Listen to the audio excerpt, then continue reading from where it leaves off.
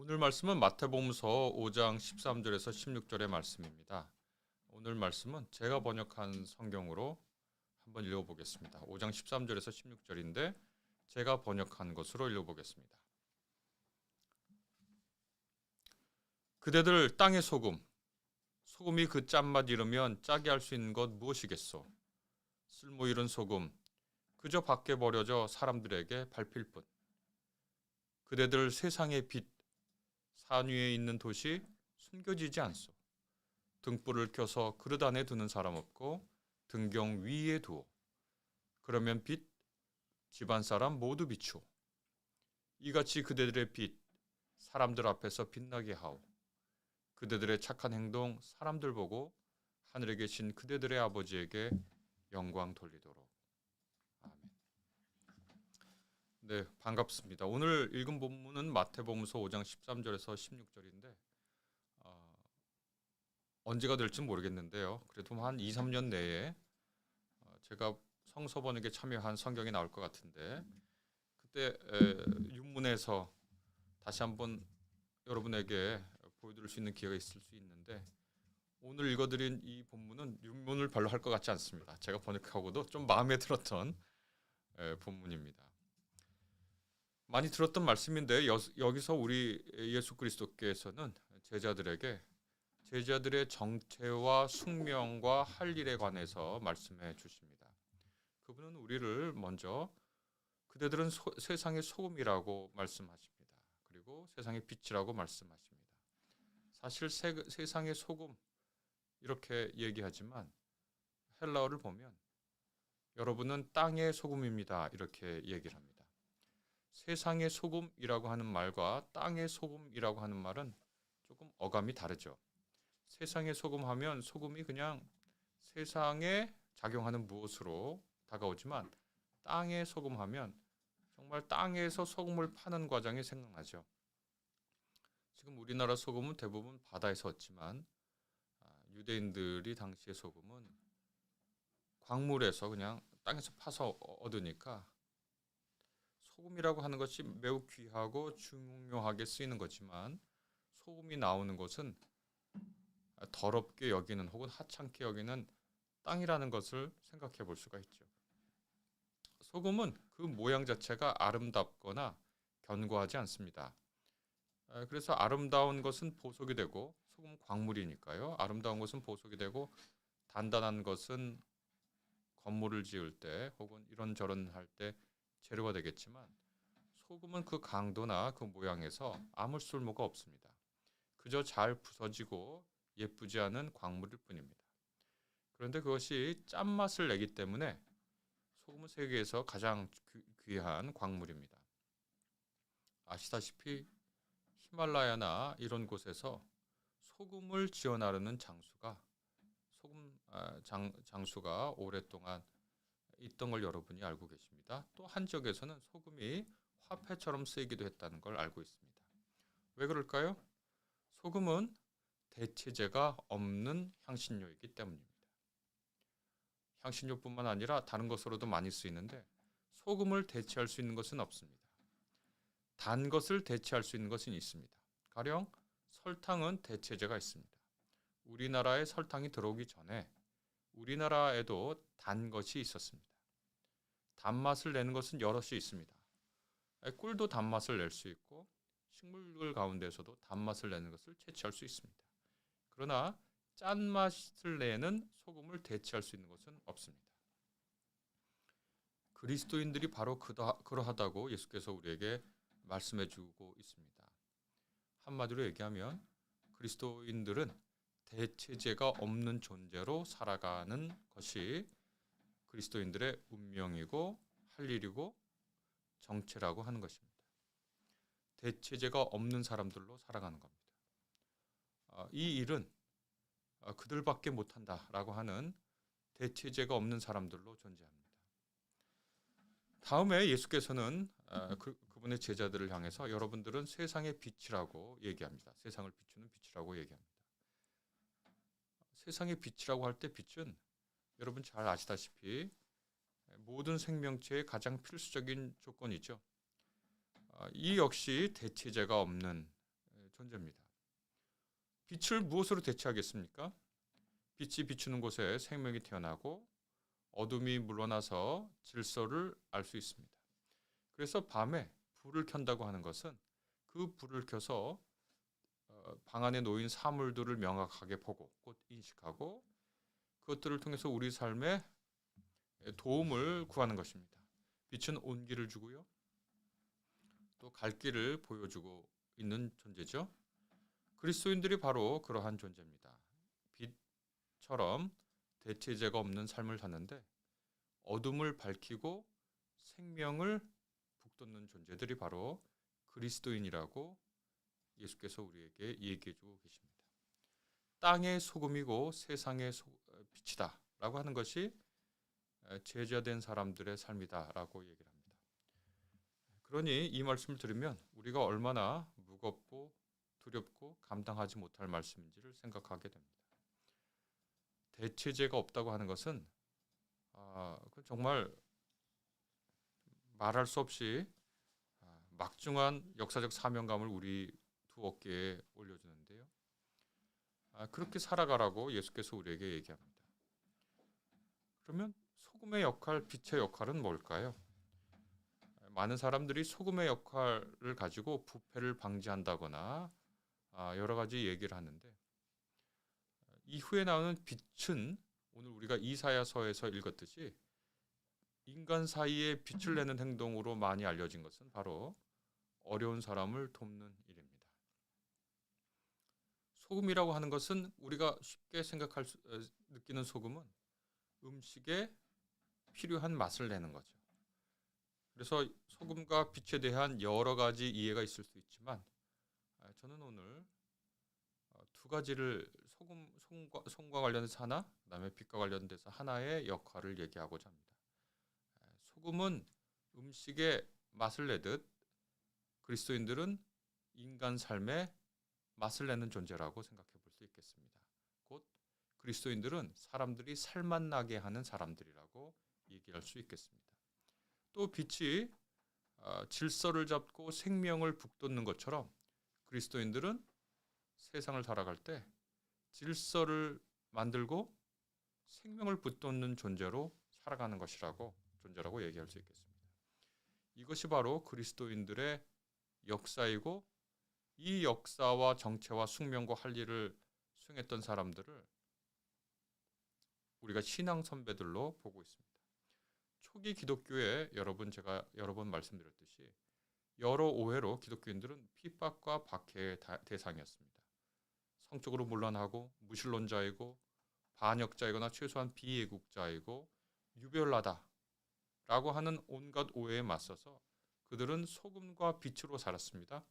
그래서 그들의 쓰여진 오해를 벗고 보니까 그들은 건강한 이웃이었고 함부로 이혼을 하지 않는 가정을 중시하는 사람들이었고 그래서 그리스도교 여성들은 다른 여성들보다 안정적인 가정 생활을 할 수 있었고 그래서 가정이 힘을 내서 서로가 서로를 도울 수 있었고 교회로 들어오는 사람들에게 대체 가정을 제공할 수 있었습니다.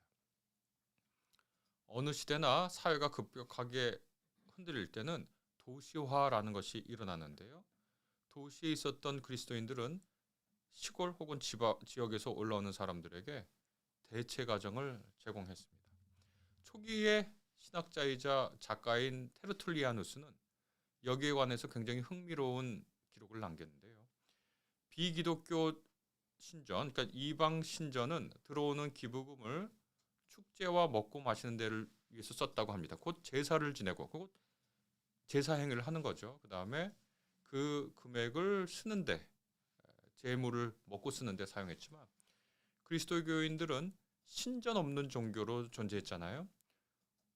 그래서 이 들어오는 헌금과 기부금을 가난한 자를 후원하고 그들 연고가 없는 사람들의 시체를 매장해주고 부모 없이 지내는 아이들을 돌보고 연로한 노인들 역시 집에서 돌보는 일을 할 때 그 기금을 썼다는 겁니다.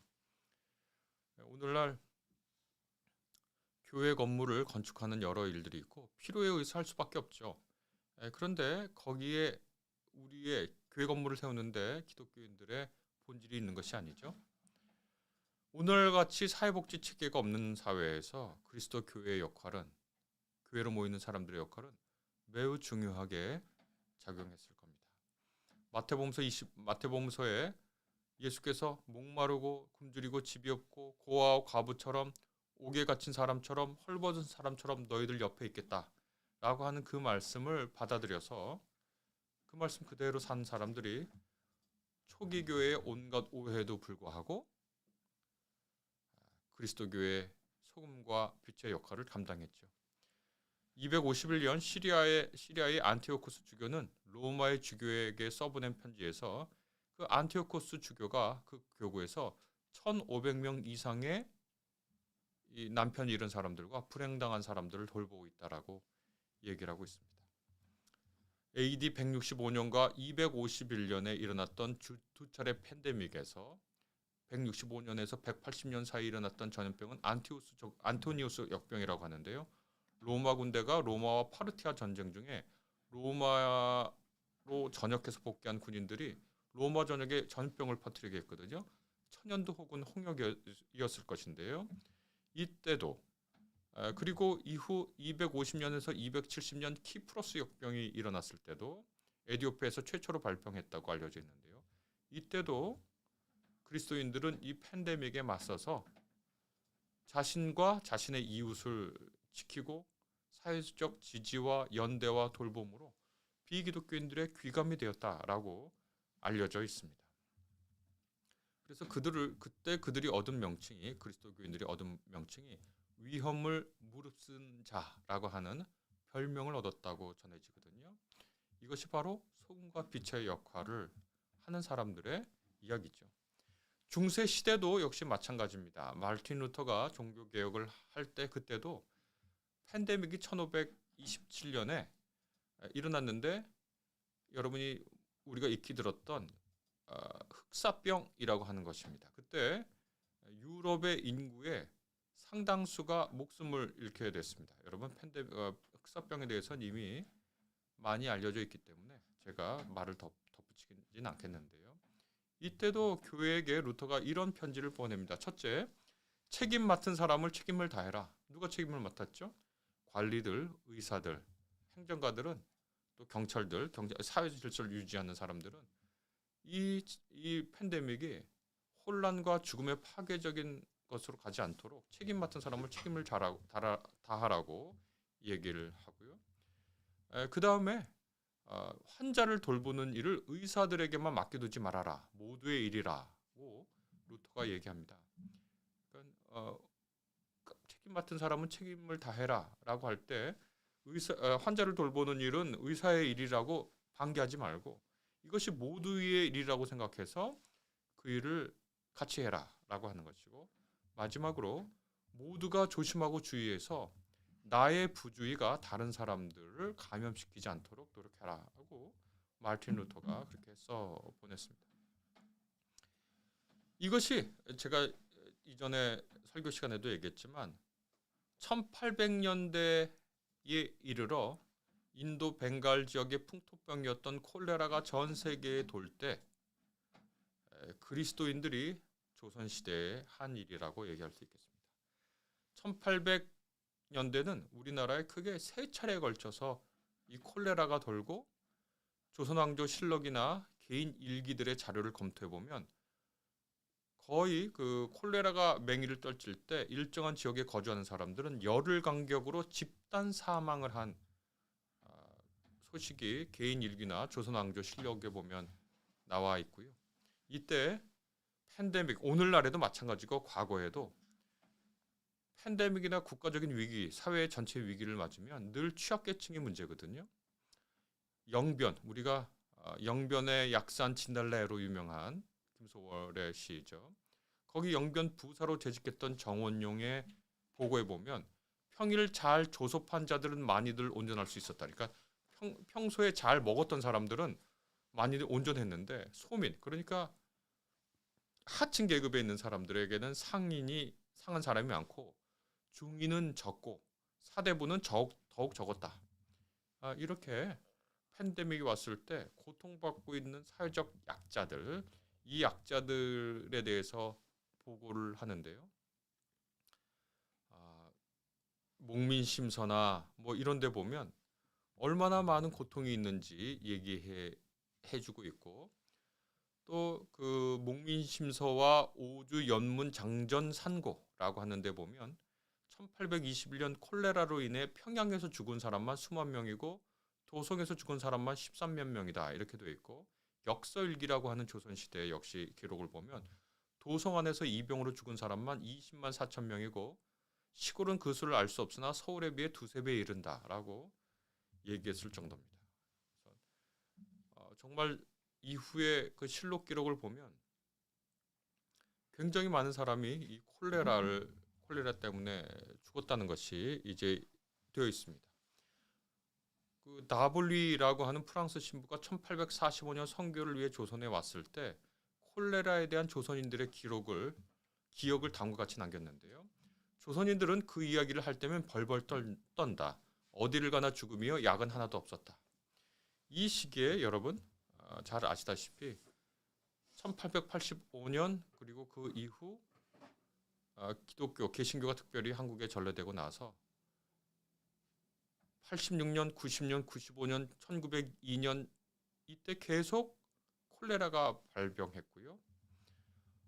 이때 1860년에서 1956년 제중원 원장, 그 전에 지냈죠. 제중원 원장은 이 예비슨 박사님께서 서양의 의료 기술과 그리고 그리스도인들의 헌신적인 노력 덕분에 이 콜레라가 줄어들게 되었다라고 하는 것은 우리 한국 개신교사의 역사적인 사실로 남아 있습니다. 저는 오늘 여러분하고 같이 제가 읽은 마태복음서 5장 13절에서 16절의 말씀을 다시 생각해 보고 싶습니다. 초기부터 오늘날까지 있었던 팬데믹이라고 하는 사회적 혼란 뿐만 아니라 사회가 사이클을 두고, 특별히 칼 막스가 그런 얘기했는데 자본주의가 어쩔 수 없이 공황 상태에 들어갈 수밖에 없다. 그리고 그것이 어떤 혁명적인 변화로 나타날 수밖에 없다고 얘기했지만, 자본주의가 자체의 극복 능력을 가지고 계속 유지되고 있지만 늘 그 자본주의의 속속상 이른바 버블과 침체를 사이클처럼 왔다 갔다 한다고 하는 것은 이미 경제학자들이나 사회과학자들에게 발표된 것입니다. 그리고 그때마다 경기가 침체가 되고 어려울 때마다 더 극심한 고통을 겪는 계층이 있다는 걸 우리가 압니다. 뿐만 아니라 호황기에도 역시 어렵고 고통스러운 사람들이 늘 있는 것을 알고 있습니다. 세상 살아가는 의미와 살맛을 잃어버리고 이 세상이 어떤 질서 속에 있는지, 그것을 몰라서 생명력이 다 죽어가는 사람들 앞에서 우리 그리스도인들을 향해 예수께서는 이렇게 말씀하십니다. 그대들 땅의 소금이 그 짠맛 잃으면 짜게 할 수 있는 건 무엇이겠어? 쓸모 잃은 소금 그저 밖에 버려져 사람들에게 밟힐 뿐. 오늘날 우리 한국 개신교인들이 이 말씀을 잘 새겨야 되지 않겠습니까? 예수를 믿는다고 하는 사람들이 세상 사람들에게 살맛 나게, 정말 그리스도인들 덕분에 살맛 나라고 하는 말을 듣지 못하면 그리스도교가 이 땅에 존재할 이유가 뭐가 있겠습니까? 예수께서 다시 말씀하십니다. 그대들 세상의 빛, 산 위에 있는 도시 숨겨지지 않소. 등불을 켜서 그릇 안에 두는 사람 없고 등경 위에 두어. 그러면 빛 집안 사람 모두 비추어. 이렇게 되어 있습니다. 정말 우리들의 모습이 등경 위에 둘만한지 참 부끄러운 시대가 아닐 수 없습니다. 예수께서 계속 말씀하십니다. 이같이 그대들의 빛, 사람들 앞에서 빛나게 하오. 그대들의 착한 행동, 사람들 보고 하늘에 계신 그대들의 아버지에게 영광 돌리도록. 이렇게 예수께서 말씀하십니다. 오늘 이 말씀을 우리에게 주는 격려와 동시에 사명의 말씀으로 우리가 듣습니다. 우리의 신앙과 우리와 더불어 우리 옆에 있는 사람들에게 살맛 나게 하는 신앙과 삶이 되기를, 또 우리의 존재가 어둠 속에서 질서를 밝히고 그늘 속에서 죽어가는 사람들에게 생명력을 붙돋는 존재와 일이 되기를 예수님의 말씀을 오늘 우리가 그렇게 깊이 새깁니다. 오늘 말씀 가운데 들려주시는 하나님의 음성을 같이 묵상하겠습니다.